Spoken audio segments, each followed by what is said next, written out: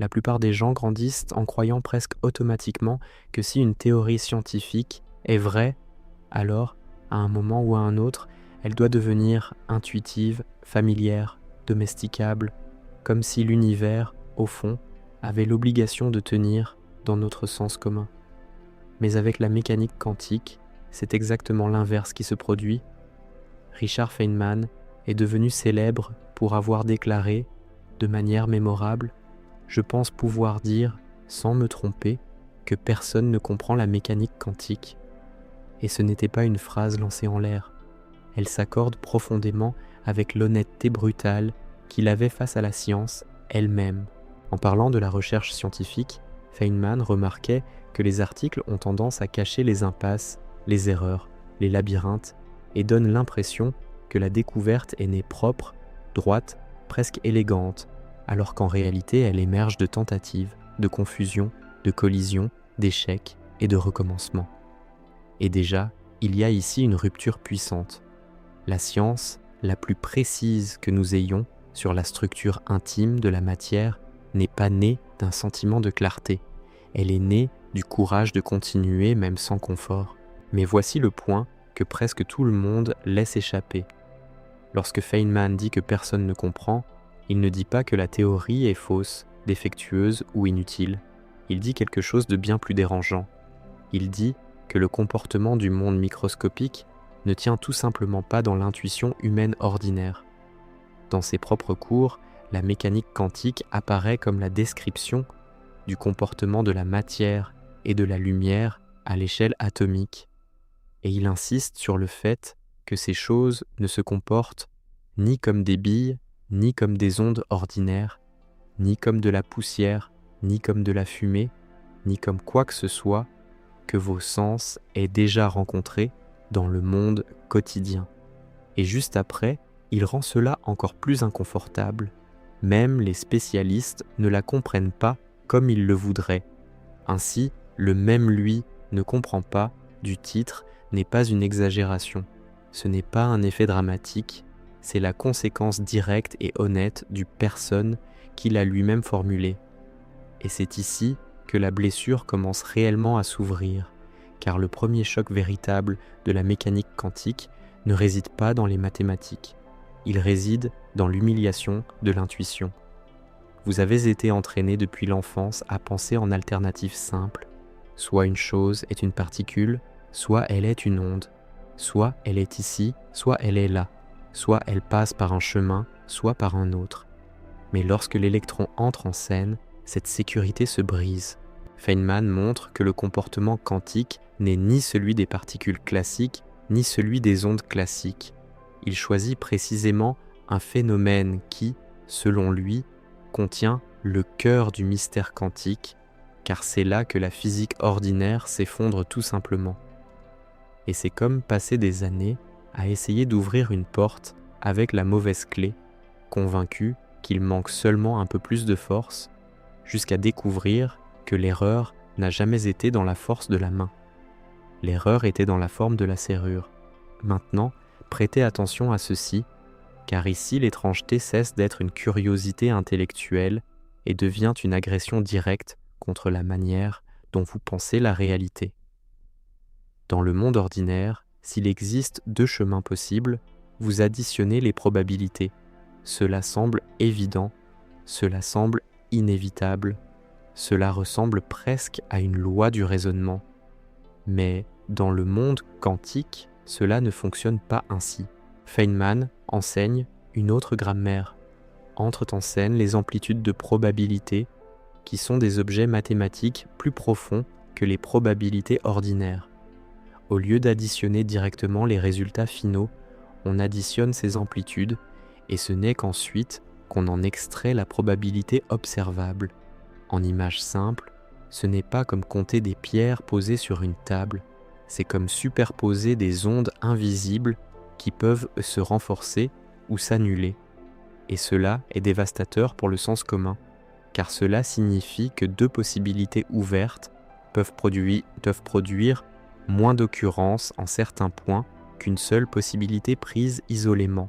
Moins, pas plus. La nature, à ce niveau, ne se comporte pas comme un comptage, elle se comporte comme une interférence.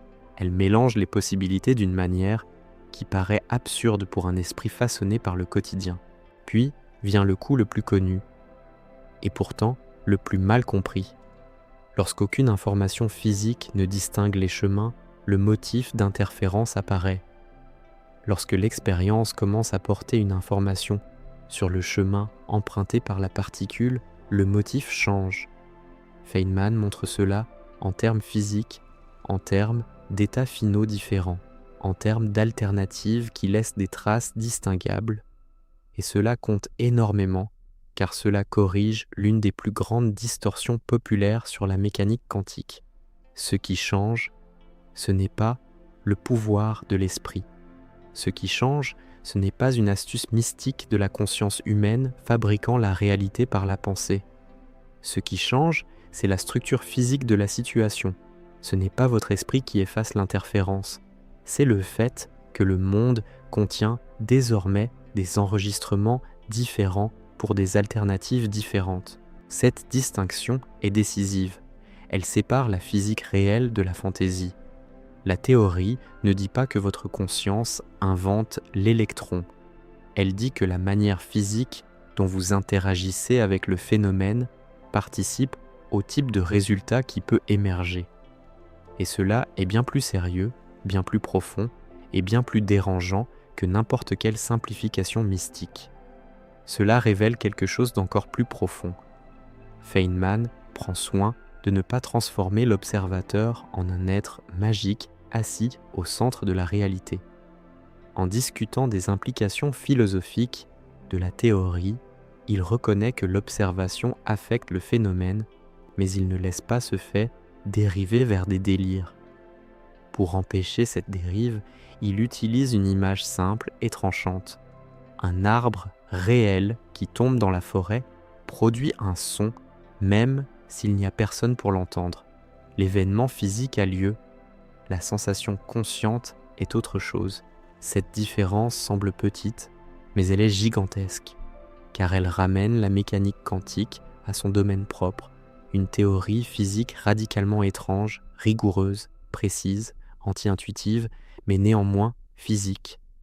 Pas une licence pour affirmer n'importe quoi sur l'esprit, l'énergie, la manifestation ou la réalité subjective. Alors surgit la question qui commence à écraser l'orgueil humain. Si personne ne comprend, comment la théorie fonctionne-t-elle si bien ?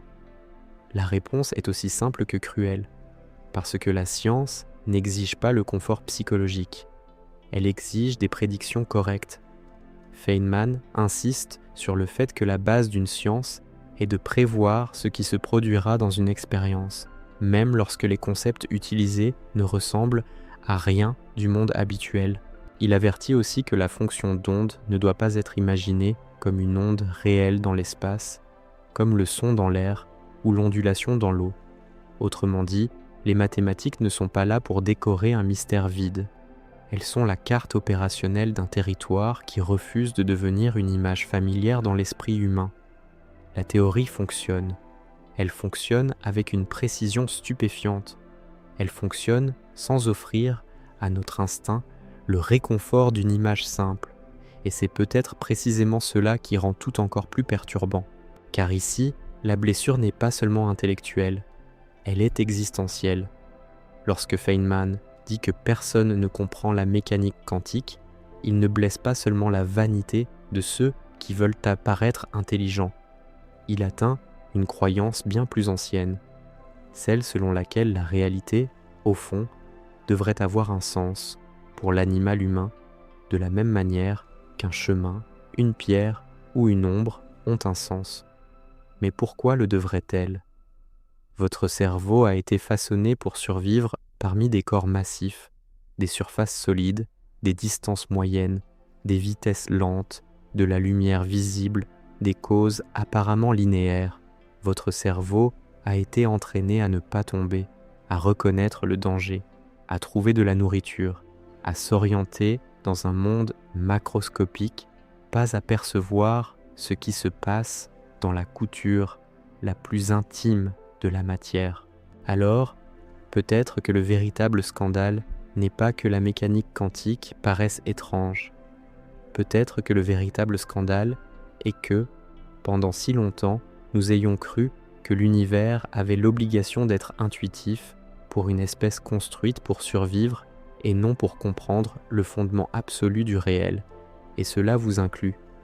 Cela touche directement votre existence, car le sol que vous foulez, le corps que vous habitez, la lumière qui entre dans vos yeux, la solidité que vous jurez ressentir, tout cela dépend d'une couche de réalité qui ne se comporte pas comme votre instinct l'exige. La matière, qui semble compacte, porte, au fond, une structure qui défie les images spontanées de l'esprit. La lumière, qui semble simple, ne l'est pas. L'électron n'obéit pas à des métaphores confortables. Et alors la question change de niveau. Ce n'est plus seulement « que voulait dire Feynman ?» C'est autre chose, beaucoup plus profond, beaucoup plus dangereux, beaucoup plus personnel. Si la base du monde naît déjà en refusant le portrait intuitif que votre esprit veut lui imposer, combien d'autres certitudes que vous appelez évidentes existent peut-être seulement parce que vous n'avez jamais été forcé de faire face à l'échelle où la réalité commence à désobéir à tout ce que vous appeliez naturel. Et que se passe-t-il lorsque cette désobéissance ne se limite plus aux électrons, mais commence à contaminer l'image même que vous avez de la matière, du temps, de la présence et de ce que signifie réellement dire que quelque chose existe, et ici, la mécanique quantique devient encore plus inconfortable, car elle ne détruit pas seulement l'idée d'une trajectoire claire, elle érode aussi le fantasme selon lequel le monde, au fond, posséderait des propriétés entièrement définies, attendant simplement que quelqu'un vienne révéler ce qui était déjà prêt. Lorsqu'on parle, par exemple, d'incertitude quantique, beaucoup imaginent une limitation technologique, comme s'il manquait de précision à l'instrument. Mais la secousse est bien plus profonde. Dans de nombreux cas, la théorie ne dit pas seulement que vous ne savez pas encore tout. Elle affirme que la réalité microscopique elle-même ne se laisse pas enfermer simultanément dans le cadre classique que l'esprit voudrait lui imposer. C'est comme essayer de figer de la fumée avec les mains. Plus vous exigez des contours absolus pour certaines grandeurs, plus vous réalisez que la nature elle-même n'a pas été écrite pour obéir à cette exigence sans coût. Et cela change complètement la donne, car il ne s'agit plus d'une ignorance provisoire, il s'agit d'une structure du réel qui résiste à être transformée en objet solide pour le confort de l'esprit humain. Mais cela mène à une question encore plus profonde.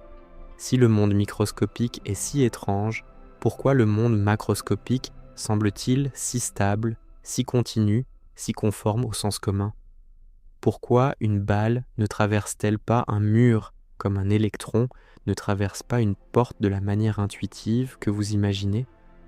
La réponse commence à apparaître lorsque l'on comprend que le monde à grande échelle, le monde visible, est une sorte de surface brutalement filtrée, une scène où les possibilités quantiques cessent de se montrer à nous dans leur forme brute, telles qu'elles apparaissent dans les équations. L'univers quotidien est comme l'écume au sommet d'une vague gigantesque. Vous voyez la surface blanche, vous reconnaissez la forme, vous pensez comprendre le mouvement. Mais en dessous, il existe une profondeur immense, sombre, turbulente, qui ne s'offre pas au regard ordinaire. Ce que vous appelez réalité solide est peut-être, en partie, l'apparence stable de quelque chose de bien plus étrange opérant en dessous, en silence, en permanence, en cet instant même, dans la matière de votre corps, dans les atomes de l'air, dans la lumière qui touche votre visage sans demander la permission. Et alors, la violence philosophique de la mécanique quantique apparaît dans toute sa force. Car elle n'attaque pas seulement la physique scolaire, elle attaque le réflexe mental lui-même qui vous fait imaginer que voir, c'est capturer le réel tel qu'il est, voir, mesurer, détecter, enregistrer. Tout cela semble simple lorsque vous vivez à l'échelle des tables, des murs, des voitures, de la peau, du poids, du son. Mais au niveau quantique, la réalité ne se livre pas comme un objet passif exposé dans une vitrine. Elle répond à la forme de la question physique qui lui est posée, non pas parce qu'elle possède une volonté humaine, non pas parce qu'elle pense, mais parce que la structure de l'interaction compte. Et cela est presque insupportable pour l'ego intellectuel, car cet ego veut un monde immobile, prêt, totalement séparé de l'acte d'investigation. Or, la mécanique quantique vous oblige à affronter une réalité moins théâtrale et plus radicale. Connaître n'est pas simplement ouvrir une boîte et observer quelque chose d'intact à l'intérieur. Connaître, à ce niveau, c'est toucher un tissu si délicat que la forme même du contact participe à ce qui peut émerger. C'est pourquoi la phrase de Feynman reste si vivante, si tranchante, si indomptable. Personne ne comprend la mécanique quantique ne signifie pas que nous ne savons rien. Cela signifie quelque chose de plus féroce. Nous savons faire fonctionner la théorie avec une précision stupéfiante. Nous savons construire des technologies fondées sur elle. Nous savons prédire des résultats avec une exactitude presque brutale. Et pourtant, nous restons face à un abîme entre le calcul et l'intuition, entre la prédiction et l'image mentale, entre ce qui fonctionne et ce que le cerveau voudrait appeler une compréhension totale. Et c'est peut-être précisément là que le texte atteint son point le plus dangereux. Car lorsque vous réalisez que la réalité la plus fondamentale de l'univers n'a pas été conçue pour rassurer l'esprit humain, quelque chose en vous commence à céder. L'arrogance cède, la précipitation cède, le besoin de réduire tout à des images simples cède, et à la place naît une sensation bien plus rare, bien plus dense, presque électrique, celle d'exister dans un cosmos qui peut être connu avec rigueur à de nombreux niveaux et, malgré cela, demeurer plus étrange que ce que le langage ordinaire peut supporter. C'est peut-être pour cela qu'affronter la mécanique quantique avec honnêteté bouleverse tant ceux qui y prêtent vraiment attention, car elle ne livre pas seulement de l'information, elle modifie la température de la conscience. Elle vous fait regarder la matière et douter de l'idée même de matière.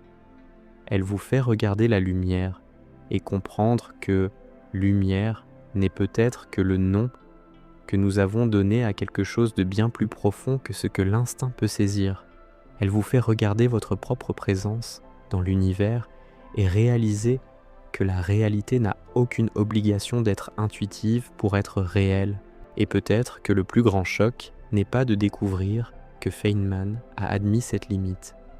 Peut-être que le plus grand choc est de réaliser que la plupart des gens continuent à vivre comme si l'univers avait le devoir d'être simple, docile et immédiatement compréhensible, alors que tout indique exactement le contraire.